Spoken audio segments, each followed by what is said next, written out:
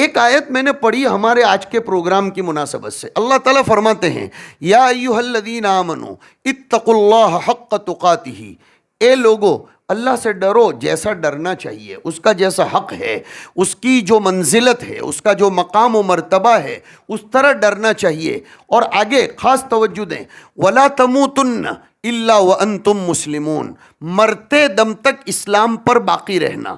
اب اس کے بعد کی جو آیت ہے اس آیت میں اور اس آیت میں جوڑ سمجھانا چاہتا ہوں. قرآن کریم کی کوئی صورت کوئی آیت، بلکہ ہمارا تو بہت سطحی مطالعے ہی کے نتیجے میں صحیح ہو، لیکن بڑوں کی توجہات کی برکت سے آیتوں کے اندر کے ٹکڑوں میں بھی گہرا ربط ہے.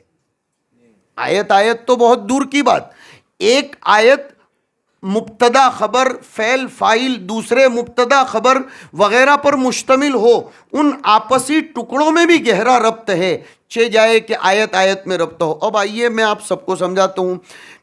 یہ آیت ہے اے ایمان والو اللہ سے ڈرو جیسے ڈرنا چاہیے اور موت تک اسلام پر باقی رہو. سوال ہو رہا تھا موت تک اسلام پر باقی رہنے کا طریقہ اور گر اور نسخہ اکسیر کیا ہے جو اکسیر بن جائے. فوراً اس کے بعد اللہ تعالیٰ نے وہ طریقہ بتایا، وَاعْتَصِمُوا بِحَبْلِ اللَّهِ جَمِيعًا، کہ اللہ کی رسی کو، اور اللہ کی رسی سے مراد عبداللہ ابن مسعود رضی اللہ تعالیٰ عنہ اور دیگر اکابرین امت نے امارت کو فرمایا ہے. امیر عبداللہ ابن مسعود کی تفسیر میں آیا کہ حبل اللہ سے مراد ہے مسلمانوں کا امیر، اس کی رسی کو اور اس کو خالی پکڑے رکھو نہیں فرمایا. اعتصموا کے بعد جمیعاً آیا.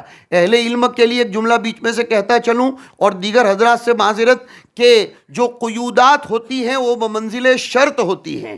تو اعتصموا بحبل اللہ، اللہ کی رسی کو مضبوطی سے پکڑو کو مقید کیا. مضبوطی سے پکڑنے سے کام نہیں چلے گا جب تک کہ جمیعاً والی کیفیت نہیں ہوگی، اجتماعیت نہیں ہوگی.